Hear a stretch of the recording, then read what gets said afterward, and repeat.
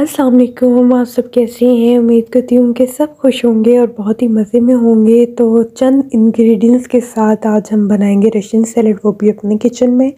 तो वीडियो लाजमी एंड तक देखिएगा, कोई भी आप स्टेप मिस ना कीजिएगा। तो इसके लिए चाहिए हमें मिक्स फ्रूट टिन पैकेट, साथ हमें चाहिए इसकी ज़रूरत apples, macaronis, dates and last में हमें चाहिए क्रीम। ठीक है, तो सबसे पहले हमने इसके अंदर क्रीम डाली, उसको अच्छे तरीके से हमने फेंट लिया, मिक्स कर लिया।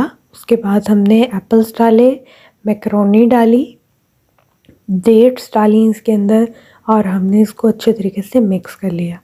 जब ये अच्छे तरीके से मिक्स हो गए तो लास्ट में हमने मिक्स फ्रूट टिन पैकेट पूरा शामिल कर दिया इसके अंदर। तो अब हम इसकी डेकोरेशन करेंगे चॉकलेट्स के साथ और डिफरेंट फ्रूट्स के साथ। तो इसको खाएं, एंजॉय करें, आप अपने घर वालों को खिलाएं, मुझे अपनी दुआओं में याद रखें। उम्मीद करती हूँ कि आपको ये रेसिपी बहुत अच्छी लगी होगी। तो चलती हूँ, इंशाल्लाह एक नई रेसिपी में फिर मुलाकात होगी। अल्लाह हाफ़िज़।